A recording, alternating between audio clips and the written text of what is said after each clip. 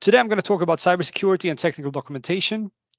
Many of you, especially those of you who work with software, cybersecurity is a topic that comes up more and more often when it comes to regulatory documentation. I mean, I'm old, I've been around. I was here when the IEC 62304 hit the market. I was here when the IEC 62366 for usability hit the market. And I know from experience that medical device manufacturers then in those situations start asking themselves, okay, so apparently more work is coming in our direction. What is the easiest way to comply with these new standards? What is the minimum and most effective way to get compliant and actually get something out of this? And that's why I made a survey among our own customers to try to figure out how do medical device manufacturers really in real life try to address cybersecurity issues? How do they try to stay compliant? What is that Goldilocks measures that they have chosen to take? Why have they taken them and why have them abstain from others? So the first question I asked the people participating in these surveys, because I know that there is a number of guidelines and checklists being out there, and to be honest, the plethora, the vast amount of them doesn't necessarily make it easier. So the first question to these participants were, is there any of these standards or checklists or guidelines that stand out for you that you think is considerably better than the other ones? Is there any one of these that you should recommend to other medical device professionals to actually dive into because that's the standard that gives you the most bang for the buck? And the unanimous answer from the respondents was no, there isn't.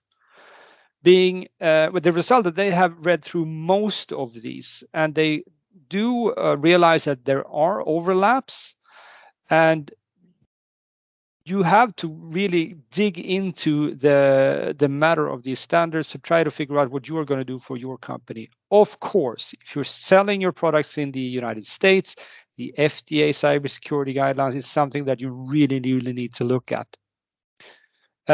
And there were some divergences, of course, among the participants. For example, one said, well, we found the MDCG 2019-16 really good, so we used that one. And another participant said the exact opposite. We found the MDCG guideline completely hopeless, so don't take that one. So apparently there are a wide variability of views here on this. There were not a single standard or guideline that stuck out. I want to mention two of the guidelines here. On the bottom, we have the Journal Institute IT Security Guidelines. They are free and available on GitHub as checklists for both your process and your product. And they are free. So for all of you like me who like free stuff, you can go to GitHub, you can check out the Journal Institute IT Security Guidelines, and you can download them.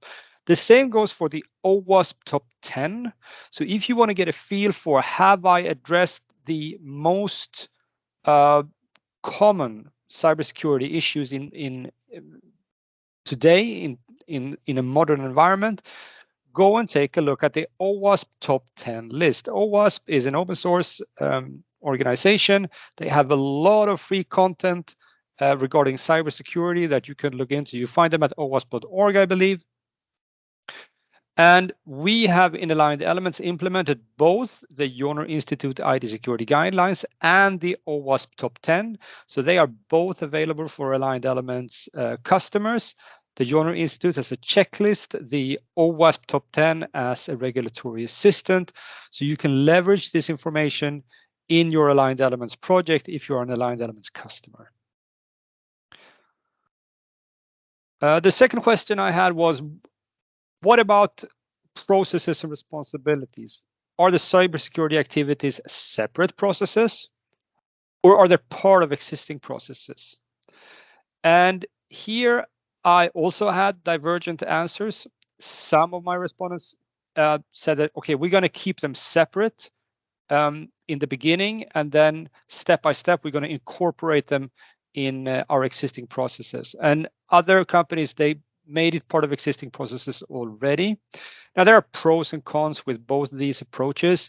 Having them separate make it easy to pick them out and demonstrate them to an auditor. But of course, it might be that you already do cybersecurity activities prior to even addressing these particular standards as part of your development process. So, and of course, you don't want to duplicate them. So if you have good portions of your cybersecurity activities in your existing process, why not leveraging them? Why not strengthening them if they need to? Then, should somebody be responsible for cybersecurity? I think that is a yes, and most companies, they did have somebody specifically assigned to deal with cybersecurity issues. However, there were some divergence whether should this responsibility fall on the IT department, or is this a development thing? And I think that the best answer here is to divide these roles, at least if your organization is large enough, because IT is one thing, product cybersecurity is a different thing, although they overlap, in particular regarding the methods to achieve them. But they do have slightly different domains of responsibility and expertise. So keeping those apart is something that I would recommend. Now, cybersecurity risk assessments. I asked the participants, do you perform a cybersecurity risk assessment? And all of them said yes. So this goes without saying. You shall have a cybersecurity risk assessment. The question is, how do you get it? How do you get to it? How do you do it? How do you implement it? The first question I asked was, so how did you achieve it? Did you use your just regular design FMEA and put in cybersecurity stuff in there? Or did you have a separate cybersecurity risk assessment? And I had several respondents that started out putting it into their design FMEA, but ended up having it as a separate assessment. Why? Because the cybersecurity risk assessment, they do target a different set of data points like confidentiality, integrity, and availability, super important in cybersecurity, and that is not easily addressed in a design FMEA. So having these additional and slightly different parameters, such as these, or well, how do you estimate a likelihood for a cybersecurity attack example, doesn't necessarily fit into your design FMEA. Shall be said though that the process of doing a risk assessment, having that identification stage, then having the evaluation stage, and finally a risk control stage, that is the same, I would say, for both these types of risk assessments. But I would recommend, and most of the participants that I asked, they agree to having a cybersecurity risk assessment as a separate risk assessment, different from the design FMEA, simply because they use slightly different methods, slightly different data points. Furthermore, of course, they involve different kind of people participating in the process of identifying, evaluating, and mitigating those risks. Cybersecurity risk assessments tends to be very software heavy, requiring special knowledge. So that's another reason for having them as a separate activity or in a separate report. Something that I also find very peculiar is that if I compare a cybersecurity risk assessment with a design risk assessment, I definitely see that when I do a design FMEA, the risk controls that comes out are very, very product specific. So the controls are specific to the product that I'm developing. This is not necessarily the case with cybersecurity risk controls. They tend to be very much the same, regardless of the product that I'm analyzing. It is about strengthening authentication, authorization, close all the ports, make sure that you have encrypted communication, make sure that you encrypt the data in rest, etc. So if you see lists of cybersecurity risk controls in standards and guidelines, you will notice that they are always almost the same in all these lists, and they are probably very much applicable to your product as well. So that's something to keep in mind. Regardless of the risks, the risk control measures are going to be the same. You can perform cybersecurity risk assessments in aligned elements to include that in your traceability and have really good tool support. This lets you, of course, reuse a maximum number of parts of the risk of the cybersecurity, such as threats, assessed impacts, vulnerabilities, etc. So if you want to perform your cybersecurity risk assessment and you're an Aligned Elements customer, contact us and we can help you set that up. The next question I had was about threat modeling. So threat modeling is an analysis tool to try to, by writing down graphically, basically, what your software architecture looks like, you will be able to identify potential threats. And this is thus a part of the design process. So just like you use different kind of maybe UML methods or system design methods to make your architecture and making your design, you can use threat modeling as a way to uncover potential threats. And this, if you use this early on, this means that you, during the development phase, will be able to identify where you need to put in those risk controls, where the big risks are in your software architecture. And there are tools for this. So several of the participants mentioned that they're using the Microsoft Threat Modeling tool, which is a free tool. And with this tool, you can then model your the flow of data. It's basically about data in rest and data in motion between the usage points where these data are used. And if you model using this graphical view of your software architecture, this free tool will then spit out identified threats. So you can then appraise and assess the identified threats given your data model, and then decide what you want to do about it. This can be exported as a CSV list, which means that it also can be transformed and imported into aligned elements. So you can start out by modeling your data with this tool. You have it put out the threat list, and you can then import it into aligned elements and show in aligned elements how you appraise it from a cybersecurity risk assessment perspective. You can use it as an input to your cybersecurity risk assessment, and then of course write down how you plan to mitigate it using risk controls. Now, when I saw this the first time, I thought it was really magic that you could just draw something, you just draw your thing, and it spits out all the risks, basically. And I hope that within a couple of years, we can have something similar for our design risk assessment, that we can just draw the thing that we want to, we could just draw our product, basically, and we have a program similar to this, just automatically spitting out a risk assessment, including suggestions on how do we mitigate it. Getting to the next step. So some of the cybersecurity guidelines talk about having a software bill of material. And what is a software bill of material? Well, it's essentially a list of all the software components, primarily being third party, of course, that you use within your product. So we live in an era today where GitHub really rules, and a lot of software is built on open source software or on other components. And I think that is a really good thing. But what you should do then is then list what are all the libraries that I use in my software, what versions of those libraries do I use.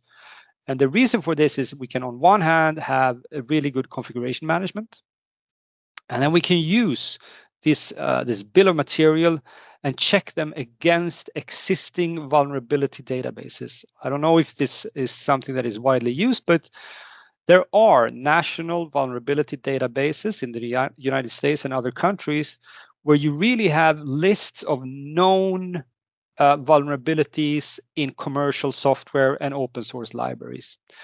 So you can query those databases. You just type in the name of the library that you use, and this database then spits out all the known vulnerabilities reported and associated with this particular software component. Now, there is an overlap here with this activity, the software bill of material, and 62304. So 62304, what we call SOUP, software of unknown provenance, which is in essence these kind of third-party libraries. And according to 62304, we are required to list those. So if you have a soup list, well, then you're very close to having a software bill of material. There might be some additional data attributes that you need to add, but you can then use this and check against vulnerability databases. You can, of course, also check against the GitHub issue lists if these soups are on GitHub. However, I mean, this list can be very long, and the vulnerabilities that they have can also be very long. So this is a very data-intense activity, and therefore it is popular to use tools or automation to address this. And at least 2 of the participants in my survey, they used a tool called Snyk for this, SNYK. And Snyk is available in a commercial option, but also as a free option where you can actually automate some of these activities.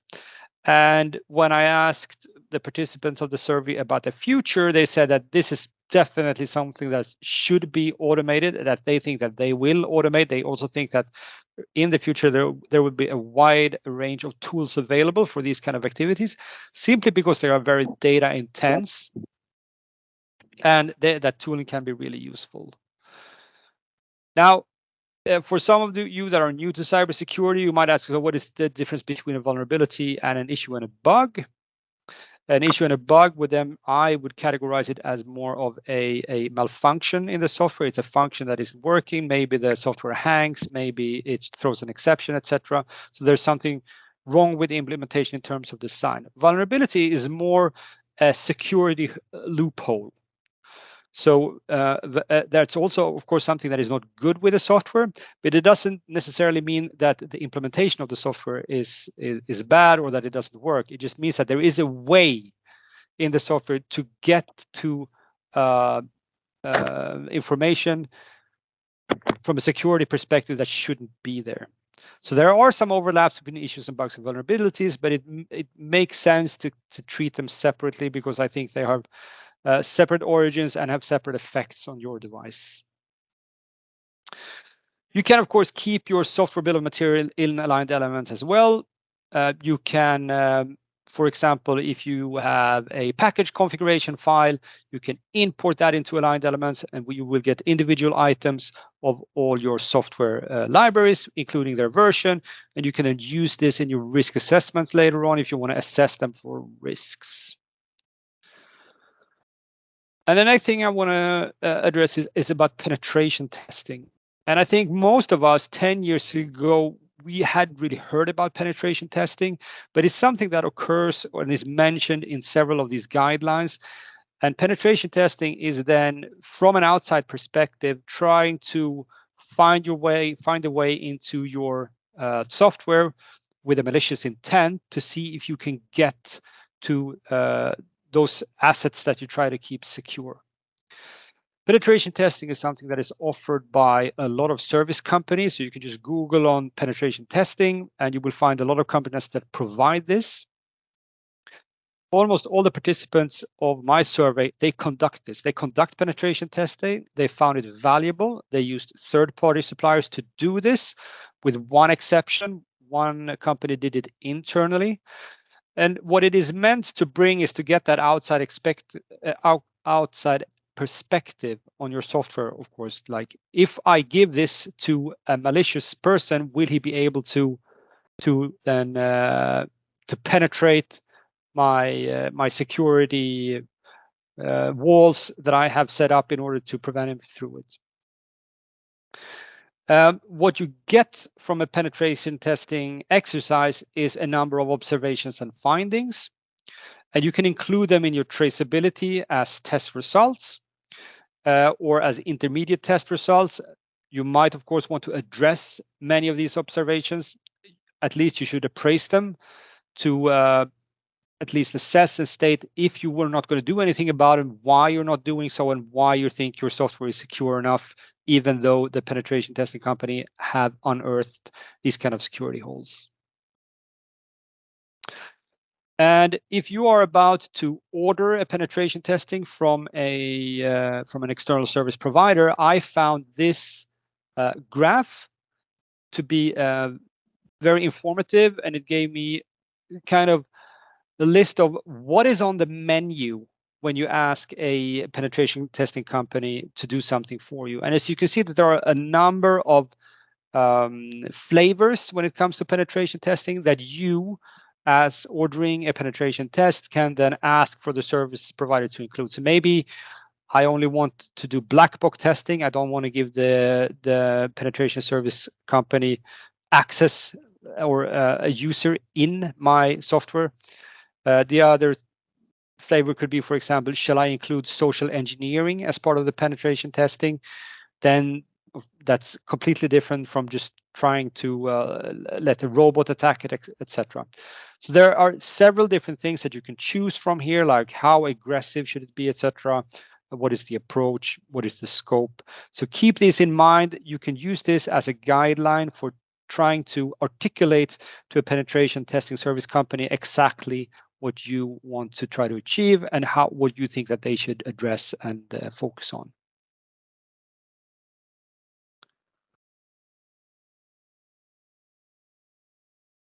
So we have primarily talked about how do we secure our product from a cybersecurity perspective. An additional aspect of cybersecurity would be the development environment itself, because you are developing your software in some kind of an environment, which includes things like source code control system, build system, bug tracking. Maybe you have a number of test servers out there. Maybe you integrate with other systems or tools, so maybe you have test servers for that as well. All your developers, they have personal computers. And what the standards and guidelines says that you need to ensure that the deliverables and executables that you provide that comes out from your factory are free from malware. And of course, one way of achieving that is just scanning the executables or the deliverables for malware, and you'll be happy with that. But you could, of course, strengthen and harden your development environment from a cybersecurity perspective as well. And when I asked the respondents of this survey, so what do you think about this? Well, most of them said that, well, I guess IT takes care of this. This is not necessarily an R&D activity. We have an IT department. They take care of just generic cybersecurity within the company. So they probably do this. Some respondents said that we know that we haven't addressed this. We want to address this. We want to do something about this, at least write down what we have and what we've done. So this is definitely an aspect of cybersecurity and of secure development that you can think about, and you could expect to receive questions about this in an audit. Then cybersecurity in terms of suppliers. So those of you who have experienced increased regulations in the medical device industry, you know that there is a tendency to try to push responsibility down the supply chain. So if I need to fulfill the regulations, I'm going to try to push as much of the responsibility of how I get there to my suppliers and have them take care of the problem. So I asked the respondents here, what about cybersecurity? When you, what about cybersecurity and your suppliers? Is this a factor? Is this something that you include in your supplier qualifications when you get a new supplier? Do you ask them for cybersecurity aspects, or do you require them to have particular cybersecurity things in place? And the vast majority of the companies that I've asked said no, we don't. For the primary reason that they don't use suppliers that necessarily supply source code or software that finds their way into their product, or the suppliers that we do have, they are tech giants. So they are Microsoft or they are Google, and they supplier qualification question is not going to make them budge. We're just going to deal with whatever they have, and we trust that they have good cybersecurity. So this was not a big issue among my respondents, but I believe that this will have a tendency to arise much more in the future, because just how the complex supply chains are built up in our industry, everybody are just trying to push responsibility down the supply chain and have the suppliers to take as much of any burden, any regulatory burden as possible. The next thing I asked her about was about breach and breach notifications. So what happens if the product that I, as a medical device manufacturer, turns out to have a breach or a very, very severe vulnerability? How do I deal with that? Well, many of the guidances says that you need to have a notification process in place, and you have X number of days to notify your customers that there is a breach or that there is a severe vulnerability, and then you have another Y number of days in which you want to address this and come up with a patch, with a fix. And again, the vast majority of the companies that I talked to said that yes, we have a process in place, but they have never used it. Okay, so for some reason, none of these companies ever had a breach or a vulnerability that was grave enough to do something specific about this. They said that we do have just a regular service pack patch process in place, and we can use that. And then I went into the discussions about vulnerabilities and whether they should be disclosed or not. And here we have a spectrum of opinions. On one hand, we have in one of the spectrum we have if there is a breach, if there is a vulnerability, you should notify all the relevant parties as soon as possible so they can take precautions in order to protect themselves, regardless if you have a patch available or not. And on the other end of the spectrum is to, okay, if we find out that there is a breach or the vulnerability, we shouldn't tell anybody about this until we are sure that we have a way to update all the systems out there with a patch. Because if we tell people about this, the hackers are going to know about it and they're going to use it to their advantage to exploit these vulnerabilities and disrupt my products. And there is no super clear answer on what you should do, on what end of the spectrum you should be on. Both have their pros and cons, and therefore there is this notion of responsible disclosure of vulnerabilities. And this basically says that it's a case-by-case decision that you need to make. I mean, in the ideal world, if there is a breach, you quickly make a patch available. You can quickly reach all the customers and have them updated, because I mean, having a patch is just half of the fix. I mean, then the patch needs to find its way into the active devices out there. And as long as not everybody has patched, well, then there is a vulnerability out there that can be exploited. So most of the respondents says we are aware of this. We need to address this on a case-by-case basis. Some of the tech giants use something called bounty programs, where they then entice the user community to try to find vulnerabilities in their products and then reward them when they report these. So they use bounty programs as harnessing the vast number of users out there to report back a vulnerability so they can be fixed. None of the medical device companies that I talk to have anything remotely like this. And it can be understood. Most of the medical devices out there are not really regular consumer products where you have tons of users, etc. So I can understand that. And when I asked my respondents in this service, okay, is there any of these aspects that you think gives a significant increase of security compared to the other activities? And the short list then was risk assessment. So everybody thought risk assessments, even though cumbersome, they are a good thing because they did unveil potential risks and gave, of course, the manufacturers the possibility to address these. So if you should choose one activity above all others or have one before all the others, then risk assessments are was the top choice of the respondents. The second one was threat modeling. And the benefit of threat modeling is that, of course, you can do it fairly early. You can do it before you start coding, really. So it has these advantages that any kind of early design tools have, that the longer you wait in the design and development, the harder things are to get fixed. This is something that can be applied very early and that can generate good advantages for your product. And again, mostly because it's kind of a built-in security feature and it's not something that is bolted on the device at a later stage.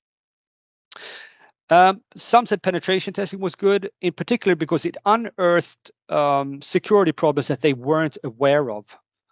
And that's, of course, great to get that kind of information in before you release your product, so you know that an external service provider that specializes in penetration security has given their best go on your product, and they have found a couple of observations. If you can secure those holes and patch them up before you release your product, then of course that's very valuable.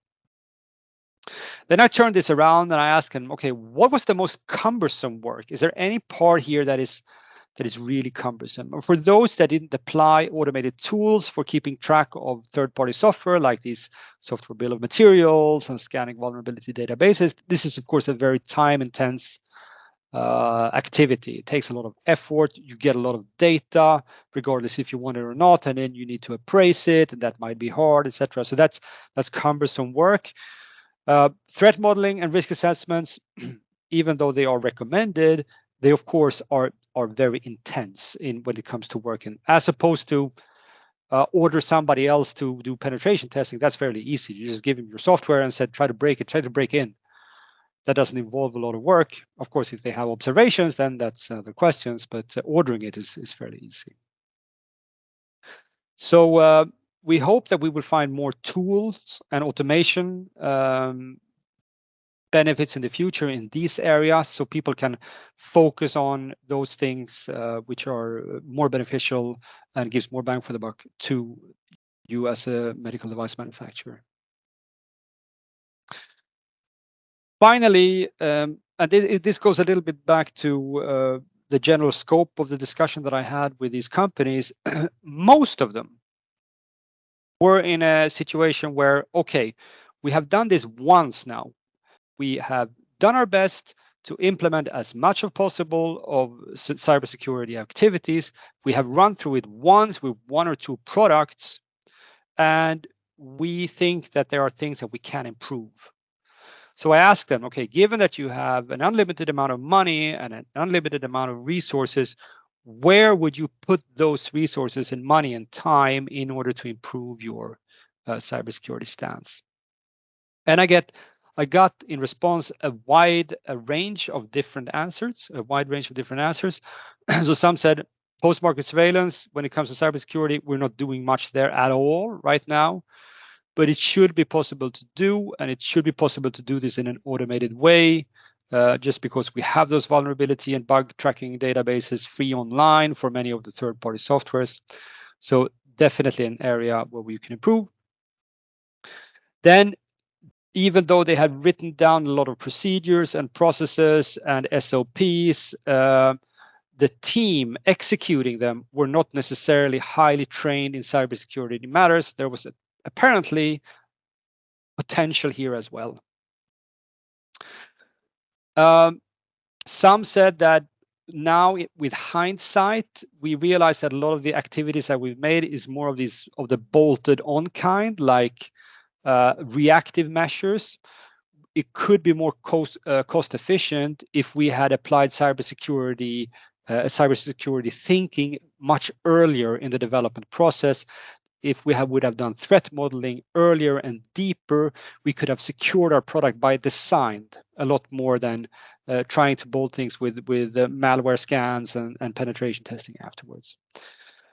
And some also said that we should probably have software libraries that we have developed internally that we know are are excellent from a cybersecurity perspective. We should have components for authentication, for authorization, for encrypted communication, etc. If we have those the software components readily available that have been developed from a cybersecurity perspective from day one, we will have a much better starting point when developing new products from a cybersecurity perspective. Securing the development process, I talked about this earlier on, that this is something where people found that they have improvements to be made there. So this was the results from my cybersecurity survey that I've done with a number of companies, medical device manufacturers like yourself. I'm always amazed on when posed with these kind of challenges, new kind of standards and regulations that they comply to, that they all managed to do it in the end. They put in some effort and they all managed to do it, and they managed to do it pretty well. I was fairly impressed with the ways that the participants in this survey had done it. They have identified low-hanging fruits. They have picked those first. They try to be practical, reasonable, using a risk-based approach. With which activities do we cover most risks, etc. So that was very reassuring to see. I, on my hand, as a member of the Aligned Elements team, I hope that we can provide much more functionality in the cybersecurity area than we have right now. You can perform your cybersecurity risk assessments in the Aligned Elements. You can keep your software bill of material in here. But I hope in the future there will be much more functionality that can help you in your daily cybersecurity work.